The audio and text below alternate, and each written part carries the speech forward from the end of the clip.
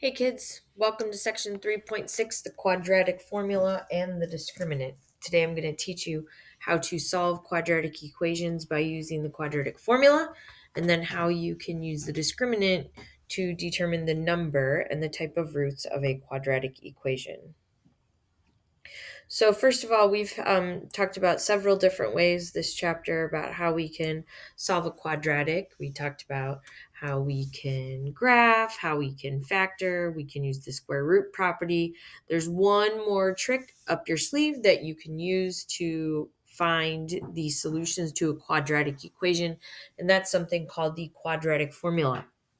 The quadratic formula says that if you have a quadratic equation in standard form, that means ax squared plus bx plus c, and if it's set equal to 0, as long as your a value is not 0, I can use the quadratic formula to figure out what the roots are of the quadratic equation.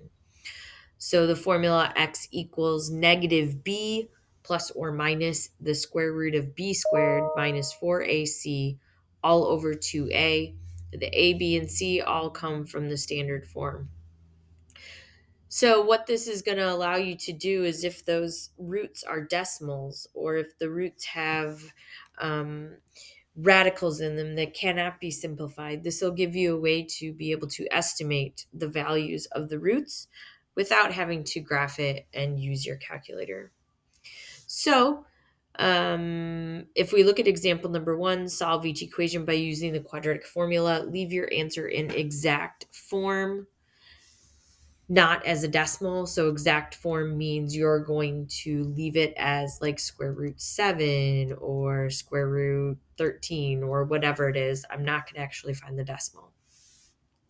So the first thing that you should do is look at your equation, make sure one side equals 0.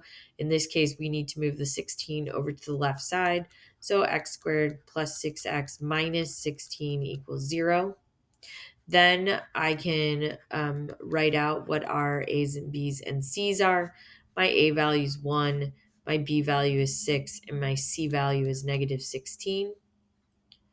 So now I can find the roots. X equals negative 6 plus or minus the square root of 6 squared minus 4 times 1 times a negative 16 all over 2 times 1. So this is negative 6 plus or minus the square root of 36 plus 64 all over 2, which equals negative 6 plus or minus the square root of 100 over 2. So that's negative 6 plus or minus 10 over 2. Now, at this point, you can separate the numerator into two parts so that you can find your two answers. So one is going to be negative 6 plus 10, which is 4 over 2, which is 2. And the other one is going to be negative 6 minus 10, which is negative 16 over 2, which is negative 8. So our answers are 2 and negative 8. That means if I were to graph this quadratic on the coordinate plane, it would cross the x-axis at 2 and at negative 8. All right, if we look at letter B has one side equal to 0 already. Notice that there's a 2 in front. The numbers are bigger. No big deal. My A value is going to be 2. My B value is going to be 25. And my C value is going to be 33. So if I use the quadratic formula, x equals a negative b, so negative 25, plus or minus the square root of 25 squared minus 4 times 2 times 33 all over 2 times 2.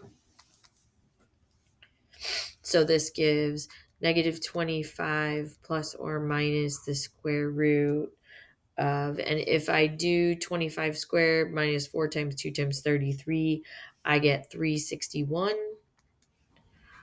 over 4. That gives me negative 25 plus or minus. The square root of 361 is 19 over 4.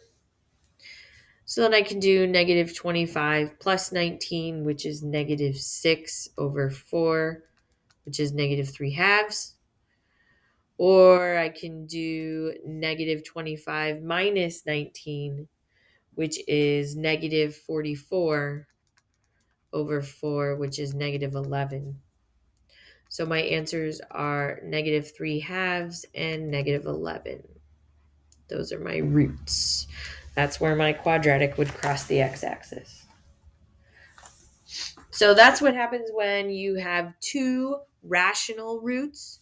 I have two answers, and the answers that I get can be simplified. Sometimes I can't simplify, and we will see all the different types coming up. Okay, example number 2, one rational root. Solve each quadratic equation by using the quadratic formula. Leave your answer in exact form, not as a decimal. Okay, one side is already 0. We're good to go. So our A value is 1. Our B value is negative 16. Our C value is 64. So I can do x equals a negative 16. So that becomes a positive 16. Plus or minus the square root of negative 16 quantity squared minus 4 times 1 times 64 all over 2 times 1. So this is going to give me 16 plus or minus the square root of, and if I type negative 16 quantity squared minus 4 times 1 times 64 on the calculator, I get 0 divided by 2. So now I have 16 plus or minus 0 over 2, but that's just 8. So notice I only get one root this time. That means that my parabola, when I graph it, is going to be sitting on the x-axis, and that's why there's only one root. Okay, if we take a look at letter B, we notice one side is already 0, so I have A equals 1, B equals 34, and C equals 289. So I get x equals a negative 34 plus or minus the square root of 34 squared minus 4 times 1 times 289 all over 2 times 1. So that gives me x equals negative 3 plus or minus the square root of, when I type 34 squared minus 4 times 1 times 289 into my calculator, I got 0 divided by 2. So that means my one root is negative 3 halves. That's because my parabola is sitting on the x-axis. Okay, so notice the title of the slide was one rational root. I only had one value, and it could be simplified to a rational number. Notice the title of this slide is irrational roots. All right, so let's see what these look like. So one side is 0, so I get A equals 3, B equals 5, and C equals 1. So quadratic formula, x equals negative 5 plus or minus the square root of 5 squared minus 4 times 3 times 1 all over 2 times 3. So that gives us negative 5 plus or minus the square root of 25 minus 12, which is 13 over 6. Now, the square root of 13 is not a nice number. It is a decimal. So therefore, I want to try to simplify it. I can't simplify it. So since it says leave in exact form, that's my answer. Now there are two answers here because we do have plus or minus. And notice that we have the word irrational in the title of the example. And that's because root 13 is an irrational number. So this is an irrational root. All right, if we take a look at letter B, One side is 0, so I can say A is 1, B is -8, and C is 9. The quadratic formula says x equals negative a -8, so that's +8, plus or minus the square root of -8 squared minus 4 times 1 times 9 all over 2 times 1. So this is going to give me 8 plus or minus the square root. If I do -8 quantity squared minus 4 times 1 times 9, you get 28 over 2. Now it looks like square root of 28 does not have a is not a perfect square. However, it does have a perfect square as a factor. So I can take a look at my list of perfect squares and I can simplify that down into √4√7 all over 2. So that's 8 plus or minus 2√7 over 2. And then I can split that up even more and I can say 8 over 2 plus or minus 2√7 over 2. So I just split the top in half. This is finally going to give me 4 plus or minus square root 2. Again, these are irrational roots, not 2, 7. I'm sorry. These are 7s. Notice it does give us 2 roots because we have the plus or minus. And they are irrational because the square root of 7 cannot be simplified. All right. Okay, now we get complex roots. So let's see what happens when we have complex roots. A equals 3, B equals 5, C equals 4. So we get x equals -5 plus or minus the square root of 5 squared minus 4 times 3 times 4 all over 2 times 3. So this gives us -5 plus or minus the square root. So if we do 5 squared minus 4 times 3 times 4, you get -23 all over 6. Well, can't leave a square root with a negative, so we're going to make that -5 plus or minus square root -1 square root 23 over 6. And so finally we get -5 plus or minus I root 23 all over 6. So remember the square root of -1 is I. That's why we pull the I out. And notice that 5, 6, and 1 don't have anything in common, so I can't simplify it anymore. That's done. All right, if we take a look at letter B, I first need to move that -13 over, so x squared minus 4x plus 13 equals 0. That gives me A is 1, B is -4, and C is 13. So the quadratic formula says x equals negative a -4, so +4 plus or minus the square root of -4 squared minus 4 times 1 times 13 all over 2 times 1. So that gives you 4 plus or minus the square root of -36. Ooh, that's nice. All over 2. So that gives you x equals 4 plus or minus square root -1 square root 36 over 2. So that's 4 plus or minus 6i over 2. Square root of 36 is 6. Square root of -1 is I. Then I can split it up and do 4 over 2 plus or minus 6 over 2i. So I finally get 2 plus or minus 3i. Again, I have 2 answers, 1 plus 1 minus, and I also have an I, which makes it a complex root. Okay, so what's interesting is you can kind of predict ahead of time what kind of solutions you will have based on the value of something called the discriminant. So the discriminant is the b squared minus 4ac portion of the quadratic formula. It's the stuff that's underneath the radical is the discriminant. So this stuff right there.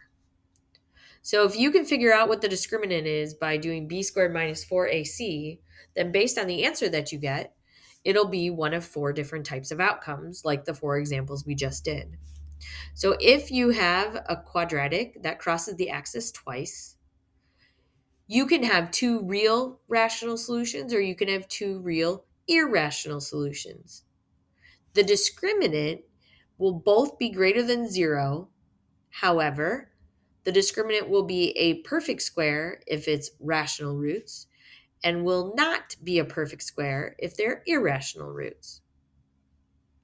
So if you look at the number underneath the square root, it's greater than 0 and it's a perfect square. You've got 2 real rational roots. That means I can find the numbers easily. If the discriminant is greater than 0, but it's not a perfect square, you're still going to have 2 roots, but they will be irrational because you will not be able to find a nice number. It'll have a decimal or a radical. When you do the discriminant, if it equals 0, then you only have 1 real rational root. That means that your parabola is either sitting right on the x-axis or hanging from the x-axis, and it's only crossing 1 time.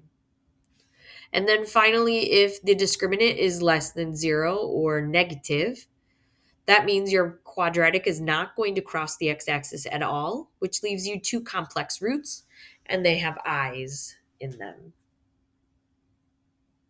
So let's take a look at how we can use this to predict the kind of answers we're going to get.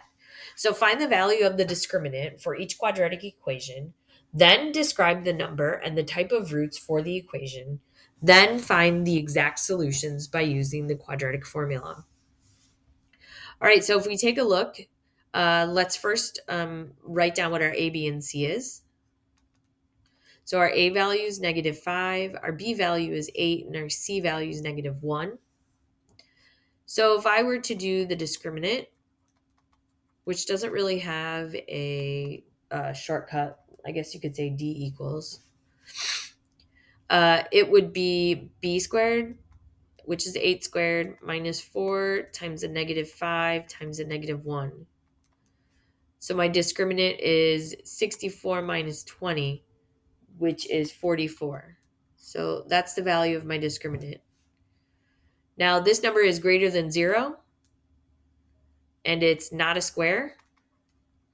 So therefore we have 2 real irrational roots. 2 real irrational roots. That's the number and the type of solutions that we have. Then it wants us to find the exact solutions. So that's to use the quadratic formula. So -8 plus or minus, I already did the discriminant, is 44 over 2 times -5. So that gives us -8 plus or minus. Now I can simplify root 44 into root 4 root 11. And the square root of 4 is 2 root 11 over -10. And then notice that they're all divisible by 2. So I can factor a 2 out of the numerator. And that gives me -4 plus or minus root 11 over -10. I can simplify the 2 and the -10 and get -4 plus or minus square root 11 over -5. And we want to leave our answer in exact form, which means no decimals.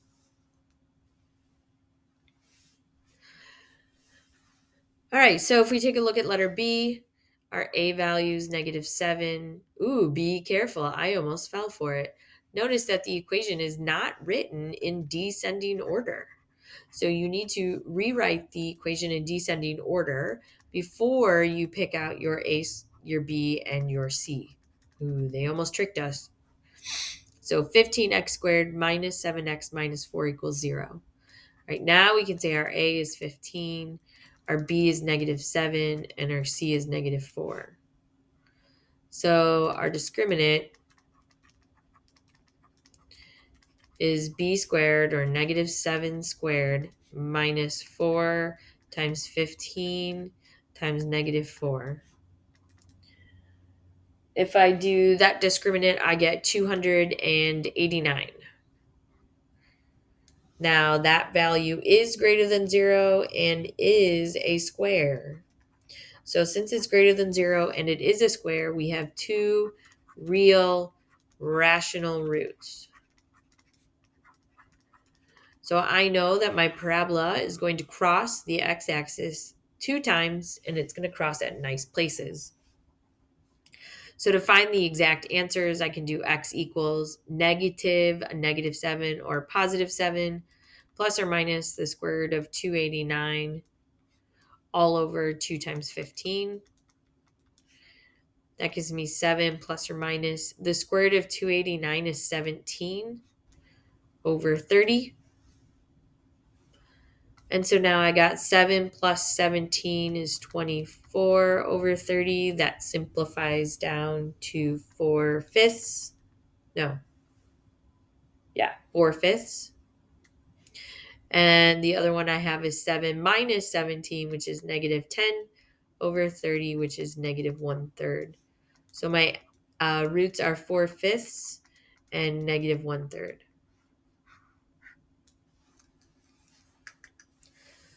Okay, so this last slide kind of summarizes everything that we've done in the chapter over the last few times. It tells you graphing is best used sometimes, and if you don't really want an exact answer, but you just want like a general sketch. Factoring is useful sometimes, especially if it looks like it's going to be easy to factor or you have a greatest common factor. The square root property is useful sometimes when you already have a perfect square on one side of the equation. Completing the square is always useful. However, it's not as useful if your b value is odd, because then you end up with fractions and can be a bit confusing. Finally, the quadratic formula always works as well. And even though it's annoying, it is the quickest way to get the answer if you don't want to try factoring. So if you guys have any questions, please let me know. And as always, keep calm and keep trucking.